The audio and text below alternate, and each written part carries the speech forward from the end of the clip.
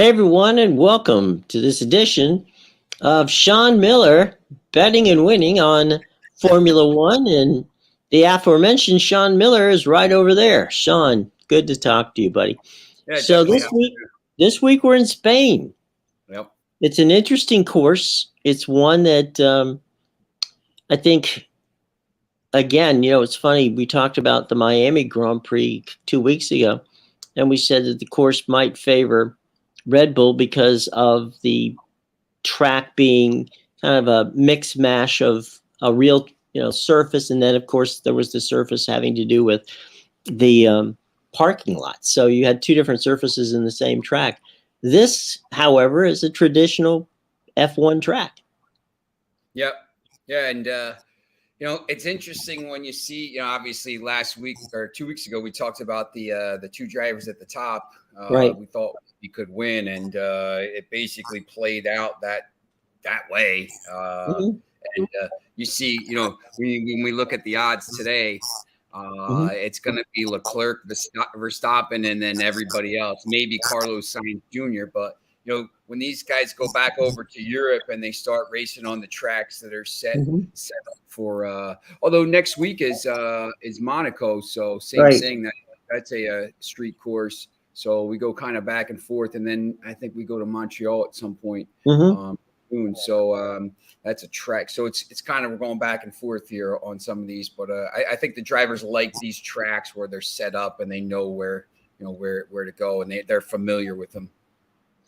In the pre-show, you and I were talking about something that's unique to F1, and that is that, this early in the season, you pretty much know who's going to be the final two or three drivers here and the final 2-3 cars. It's amazing.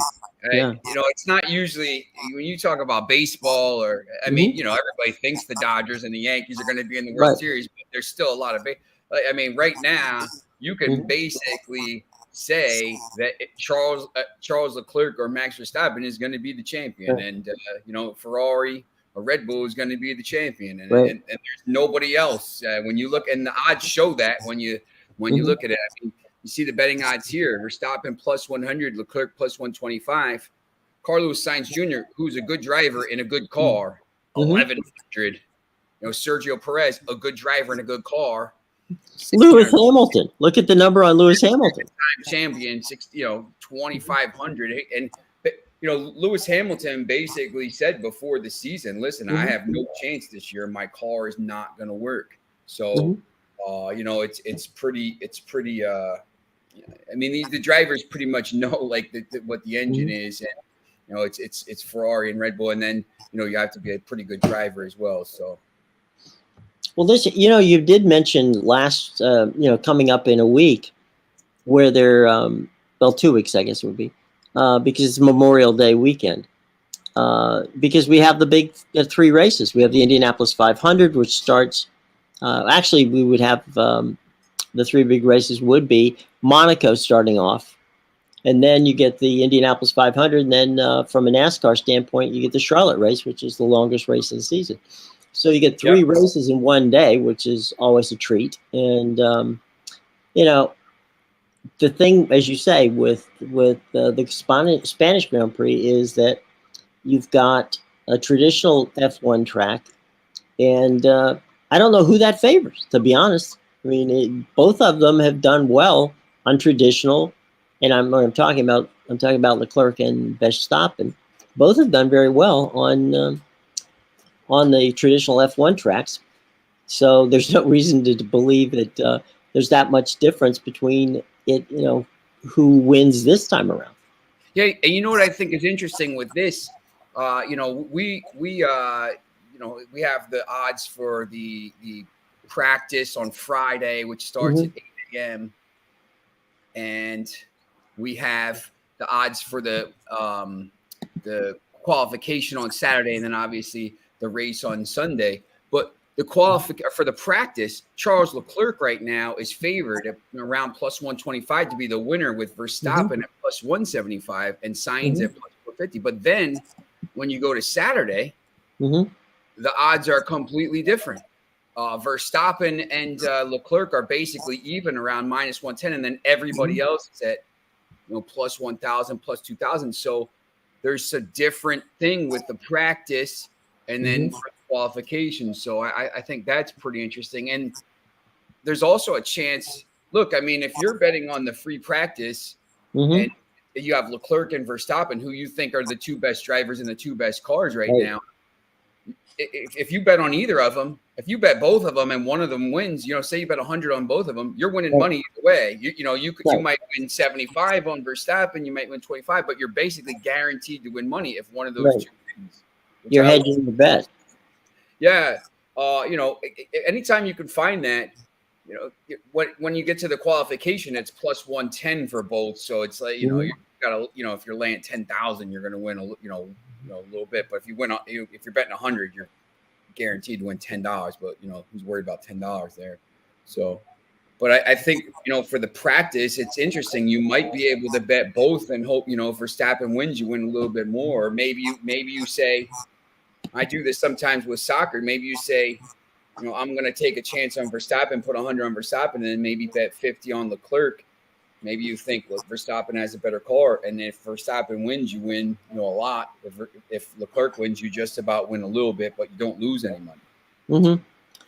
And then, you could throw in there a third car to make for a very interesting situation. If you think that, Sainz is going to do it, or Perez is going to do it, or even Lewis Hamilton might sneak to the podium.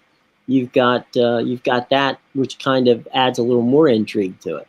Yeah, and the other thing too is that on a lot of these sites, you can bet top three in the qualification, top three in the practice. So Perez is at plus 750 to win the rate, to win the free practice on Friday. Well, he's plus 125 to finish top three in a 4-horse race. So. You're basically saying, it's the same thing. Hey, listen, I'm getting an extra 25 cents of value. I got money here. If he can sneak into the top three, I'm going to win plus money. So I think that's an interesting play there as well. So who do you like in the practice and who do you like at the poll? I think for the poll, I'm going to go with Verstappen. He's at plus 110 there. For the practice, I think I think I'll take a chance on Verstappen at plus 175. I know Leclerc we're talking about a little bit lower odds, but they're even and the cars are even. And Verstappen, it's pretty close. So if you're going to give me a little bit more value on that, I think I'll take it. But I obviously either one it's going to be really close. So hundreds of a second maybe. So I take maybe the better value there. I'm trying to find a little bit of value. So I will go with Verstappen. The thing is, in Miami, right? Yeah. We had a situation where Ferrari with Leclerc and Sainz ended up 1-2 qualifying, but that was really because Verstappen made a mistake. Yeah. And that mistake potentially cost him, if not the pole, certainly. The front row. It didn't hurt him. He ended up winning the race, but at the end of the day, that was you can all you need is one tiny bobble, and you end up off the board when it comes to qualifying in that regard. So, yeah, I mean we called it in Miami. We said it was going to be Red Bull and 2 Ferraris on the podium, and we got it. It was Red Bull and 2 Ferraris on the podium. Yeah. So, this time I don't think I don't see much of a change. It's just which Ferrari and which is going to be 1, 2, or 3, and Verstappen's going to be there somewhere. So basically Leclerc, Verstappen, and then either Sainz or Perez. I mean that's right there. That's the 4 cars and the 2 front rows. You would imagine. Right. I mean, maybe. You got Lewis Hamilton and George Russell there at plus 325 to sneak into that top 3. So, plus 2,000 to win the practice there. And then for the qualification, this is I put the odds up, folks. These are the odds I just put up is for the actual race, not for what we're chatting about at the moment, just to give you an idea of what the race is. And let me finish the field for you. There's there's some decent drivers back there who are just getting no love at all. Yeah, I mean, see some good names: Daniel Ricciardo, Gasly's a good driver. Sebastian Vettel, obviously. Mm-hmm. These all these guys are good. Sebastian Vettel was one of the hottest drivers on the circuit just a couple years ago. Yep.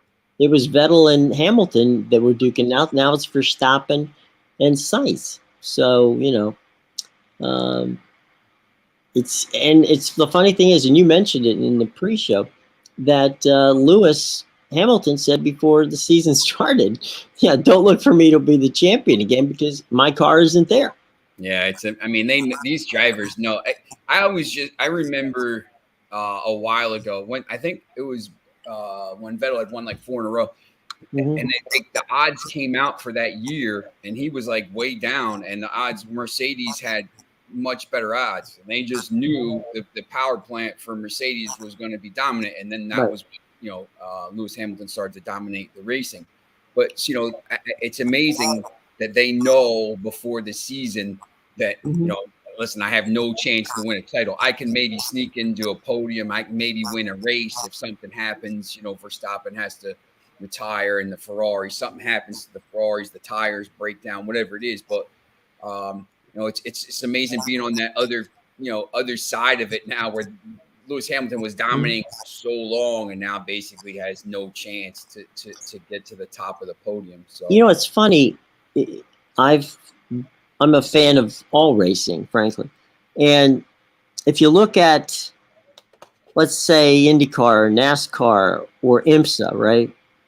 There's more than 3 guys who can win on a regular basis when it comes to that whole situation.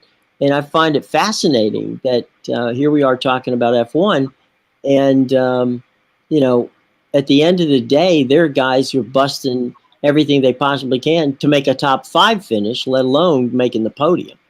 yes. And in NASCAR or IndyCar, I think, and in IMSA, because in IMSA you've got 3 different categories for it, sometimes racing in the same race. You're never going to have the same result on a consistent basis. And you may get a hot driver in a hot car that wins 2 or 3, races in a row, but even that's hard to find in NASCAR and in IndyCar and in IMSA. But here, as you just said, I mean, we're talking about Verstappen, Leclerc, and Sainz, and basically the rest of the field. And if you're a Lewis Hamilton fan and you want to try to bet on Lewis Hamilton, I mean, really probably the best way to do it is the matchups. Most Right. sports bets offer the matchups where you can do Lewis Hamilton against George Russell and Daniel Ricciardo against Lando Norris. If you're kind of a fan of those drivers, it goes all the way down to the end against basically. So you can maybe win money, and then to Hamilton to finish on the podium. There's a lot of different ways for the actual race. You could go, both drivers from this team to finish on the podium, I think is interesting, because Ferrari and Red Bull are both plus 130 and plus 140. It's going to be 2 of one and 1 of the other. Right. And if nothing goes wrong, obviously sometimes things go wrong. But it's just, who is it going to be? Is it going to be the 2 Ferrari drivers or the 2 Red Bull drivers? All right, I'll tell you what. Let me put up the odds again for the race, and then we'll pick a favorite. When we say favorite, it'll be amongst this group. Okay, Yep. This is the group that will be the favorites. We'll pick a favorite, then we're going to go for a little long shot and see if we can pull something out in that regard. So Verstappen is the guy I had in Miami, and you had Leclerc. Yep. What do you reckon, as they say in the business? What do you reckon is going to happen in Spain? I think I'll probably switch here and go with Verstappen to even money. Obviously the champion, and I think he's just got a little bit better car here. It's going to be close, obviously, Mhm. again. But just if you're going to give me even money, I'll take Verstappen. I think here. I, you know, I'm not looking at Leclerc on this one. Verstappen was good for me last time. I'm going to ride the horse that Right. brought me home last time. So I'm going to join you with Verstappen in this one, because I just think Red Bull, that track, it's a good matchup. Now, here we got what we call our second tier of racers. Now, this is the long shots. And this one, we're saying, is it possible to win the race? Yes, but more likely, is it more possible to make the podium? I think that might be the way to go on this one. Who do you fancy in this one? Probably Ricardo, I think. Maybe can jump up in the points, finish sixth, maybe something like that, sixth, seventh. It's tough. I don't know if they could get. I don't know if they could get to the podium, but I think if you can find them to finish, top six, which Top sometimes six? Okay. it's something you can do. Maybe get decent money on that. Mhm. From this list, yeah, I would have to say Ricardo. I'm going to go with a cone. Okay. Esteban. The again, I don't think he's going to make the podium, but I do think he's a definite contender for a top six finish, which is not, for him would not be a bad result. I have a decent, I was just kind of looking. I have a decent play here if someone's kind of looking off the board for something that's maybe non-driver related, but you can bet on whether the safety car is going to be used or not. Right. Yes is minus 167, no plus 120. I mean, I yes minus 167. It's it seems like to me it would be printing money. So I think I'll take yes at minus one. You got to lay a little bit, but if you put it in a parlay with something else, you get decent odds. But I'll take yes. I think the safety car comes in. Well, if past his prologue in Spain, which it normally is, there've been more than a few wrecks in that race. So I think you're onto something there, my friend. I think that seeing the safety car come out once, we may have multiple times that safety car comes out. Yeah, I mean, they have total drivers to be classified in the Grand Prix, and basically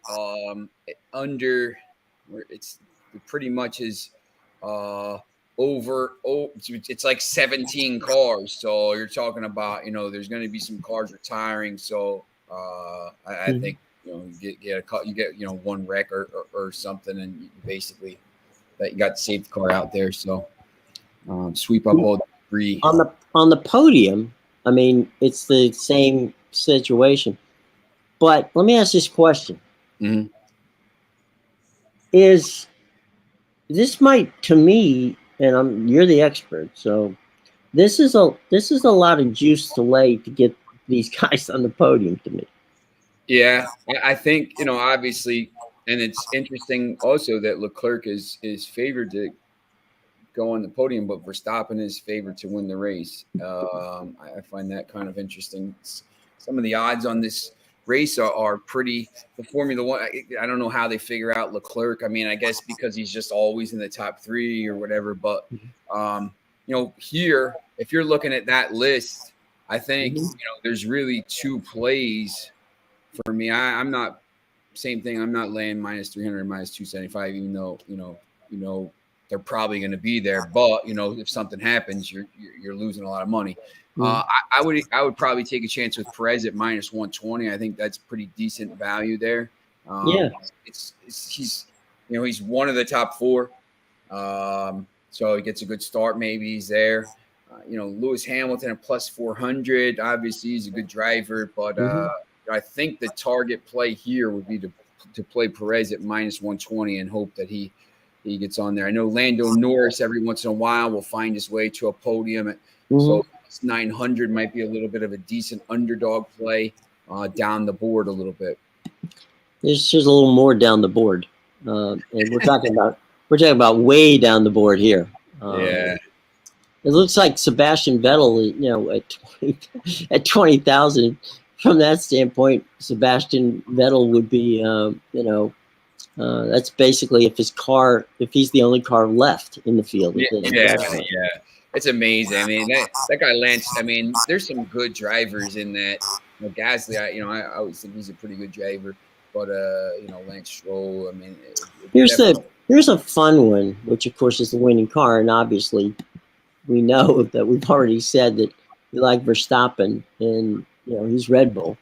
But look at if you look here, Red Bull and Ferrari are the same. Both. No, wait a minute. Yeah. Red Bull's at -25, Ferrari's at +100. That tells me something again. I mean, it's obviously Red Bull is going to be Verstappen. So right. Verstappen is -125. I mean, obviously you get the two drivers. Right. So they think that the two drivers from Red Bull are better than the two drivers from Ferrari, or the two, probably going to finish 1-3 or, maybe 1-2. So I think that kind of backs up the Verstappen play a little bit. Right. So, here, I mean, and there's just, it's, you flip a coin a little bit, but, it's either or. You got Red Bull or Ferrari. When you're looking at some, like you said, sometimes with these other racing series, mm-hmm. you find something. But here, I mean, you're really just putting a line next to Ferrari, anyone behind it. Right. But you still have, if Ferrari wins, you're doubling your money. So, I mean, there's a chance to make some money there. So, yeah, definitely. I think sometimes it makes it easier. You just have to, you're basically handicapping two drive, two cars, two teams, four drivers, and just saying which one is the best one for this race. And you don't have to look at, 3, 4, 5, 6, 7. None of these really teams are going to do anything. Well, this goes to the same thing when we talk about the Constructors' Championship, right? Because look who's there. The same. It's basically even money. You have to lay a little juice there, but same thing. I mean, and I think as the season starts to, I think it's probably going to be pretty close as the season goes along. So these odds, they might move up and down a little bit, but it's probably going to be because both these drivers for both teams are always going to be racking up points. So I don't think one driver or one team is going to be able to pull away as much. Verstappen might be able to, if he keeps winning here, might be able to open up a decent point lead. But the constructors, right now it's you get -110 with both. So same thing. I mean, once again, you get pretty good value. You just have to pick the right team. And that's not I would go Red Bull, to be honest. I just think we're going to get two cars in there. Yeah, it's he's the defending champ, and but you could, once again, I mean, you could make a case for Ferrari, obviously at -110. But I would probably say Verstappen is probably going to be the guy that wins it, and it's probably be Red Bull that wins the constructors. But it's going to be very close. Yeah, and the other part to this whole thing is that even if a car wrecks out, right, you still have one teammate in the running. That's right. So you're going to get whatever the points for first, second, or third. So that's if these two teams are going 1, 2, 3, 4, 1, 3, 4, 5 all the time, every once in a while maybe someone sneaks in, but you're still getting 4 of the top 6 places, or 4 of the top 5 places, or 4 of the top 4 places. Obviously, you're racking up a lot of points, and I think they're going to, both drivers are going to win some races. Verstappen's going to win some, Leclerc's going to win some. Obviously, they already have. You might see Perez and Sainz popping up with a win every once in a while. So that's, it's going to be. I think the constructors will be closer than the individual driving by the end of the year. I just think the constructors will be pretty close. That's review for you. You picked Verstappen and Red Bull as a team. That's right. and I took Verstappen, and I'll just to be contrary, as the saying goes, I'll take the Ferraris this time. Okay. So we can do a little bit of mixing and matching there. When you look down this list of, I'm looking at just at the constructors. I'll put it up for everybody can see, share with the class.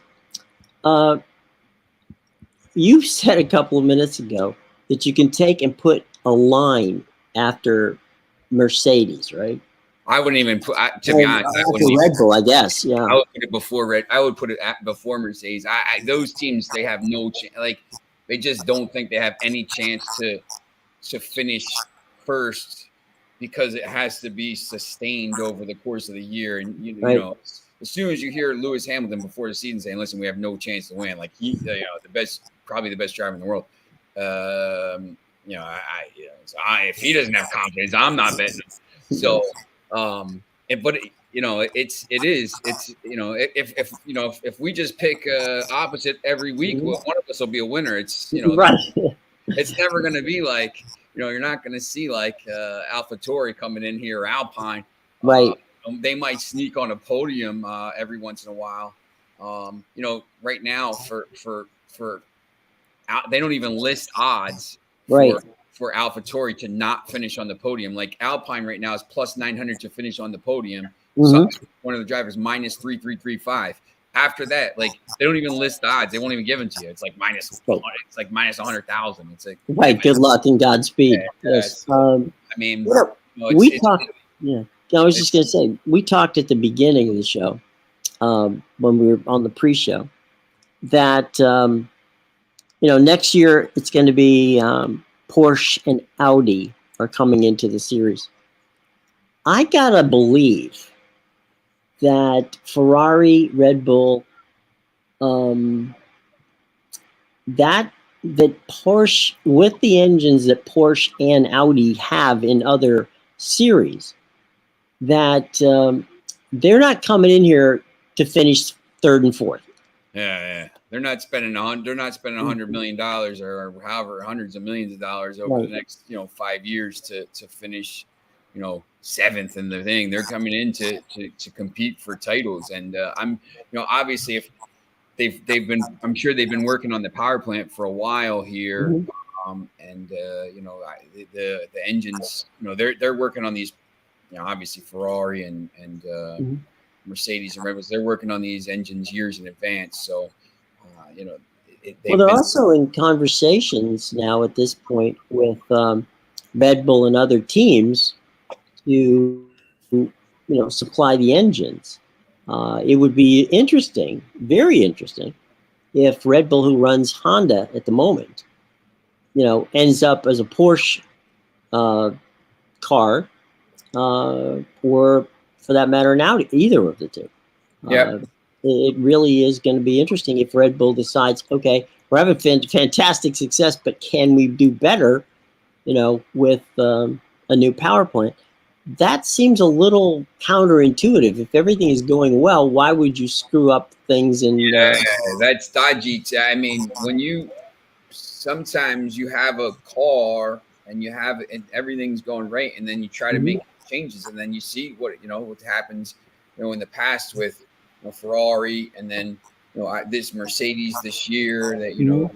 it just it doesn't work. So you have something that's working, mm-hmm. you have to stick with it, and then if it's not working, right, in a couple years, then you say, all right, listen, we're going to try something new. But when stuff is working and you're dominating, dominating the races right now, I just would leave it alone. But if something starts to get to the point where it's not working, then I would say, maybe we'll try something. Well, the other thing too that I find fascinating about it is that, when you look at a Mercedes, it's not like Mercedes got bad in a year. It's just that the other two teams got better. Yep.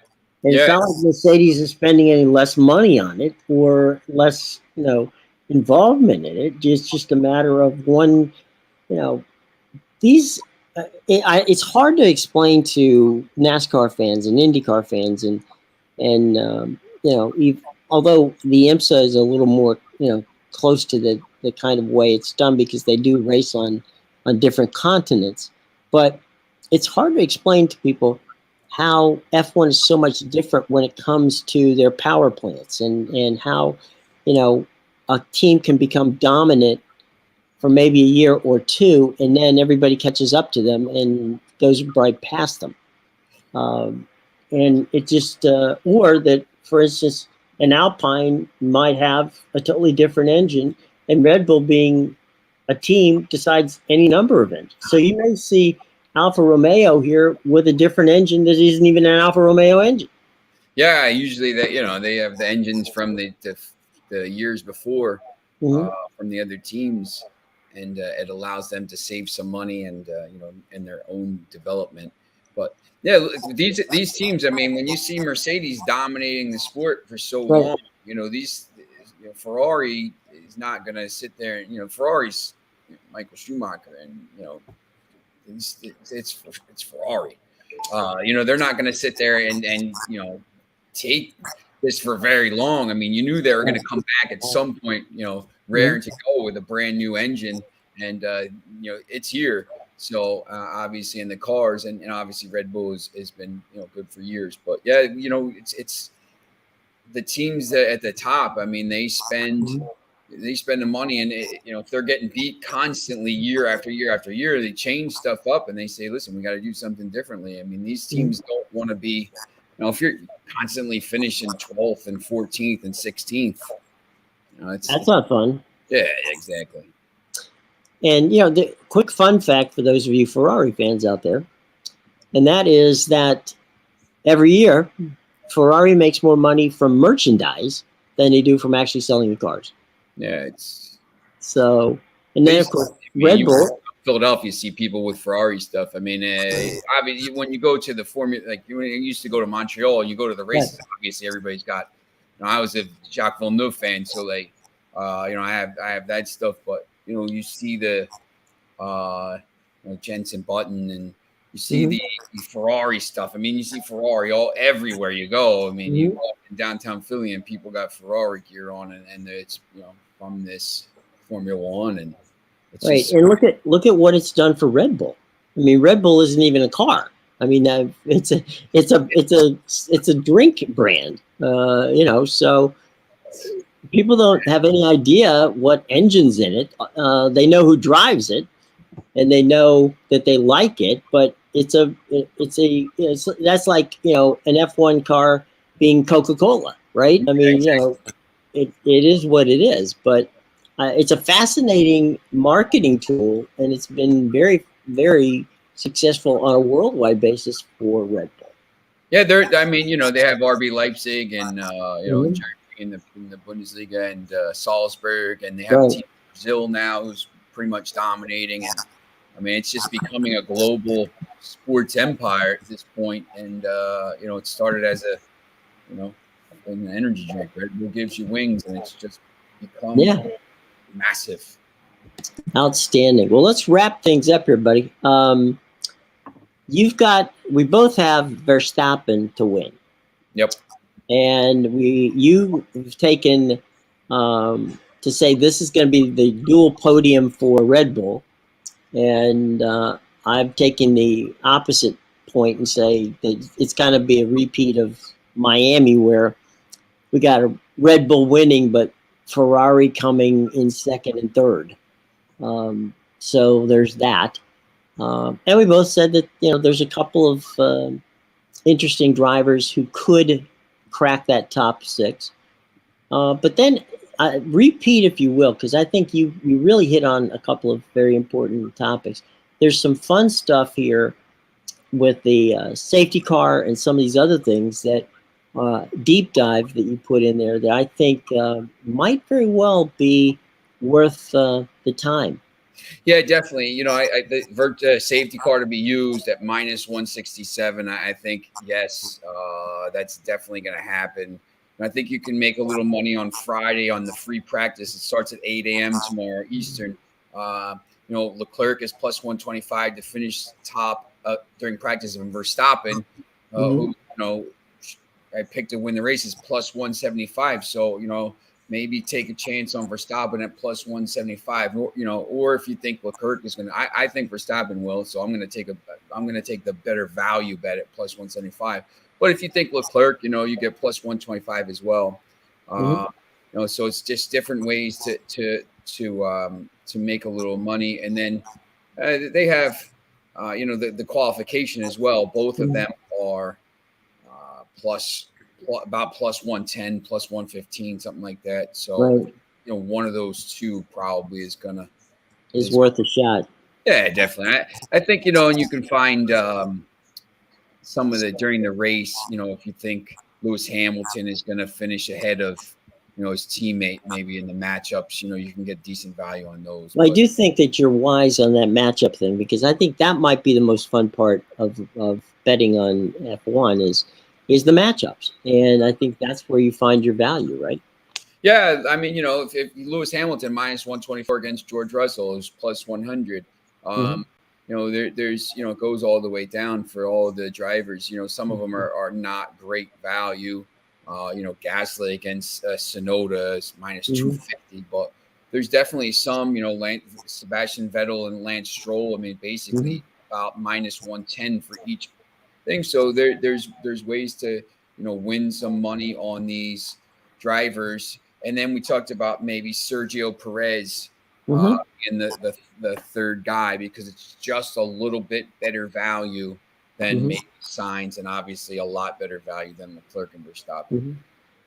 Let me ask you one quick final question before we get out of here, and that is having to do with, when we were talking earlier about the different situations with with Verstappen and the teams and all that.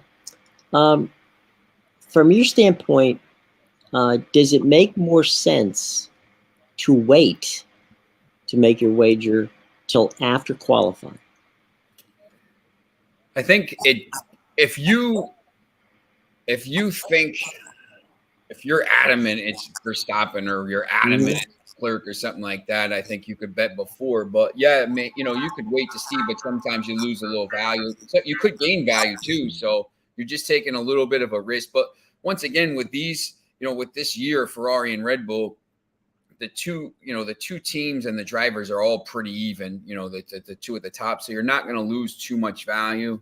Obviously, if something happens during practice or qualification and Verstappen's got to start down the thing, then yeah, that obviously is going to change the odds. But such a good driver, he's if somehow he starts fifth, he's going to make his way through the field anyway. He might not be able to pass Leclerc at that point, so he's going to probably finish second. But so if you're really adamant about it, like for the qualification before, if you say, I want Leclerc, and then Leclerc goes out there and tears it up in the free practice on Friday, you're probably going to lose a little value. So if you're really adamant before anything starts, then yeah, I would just bet it. But you could definitely wait, because it's not going to change too much unless something drastic happens.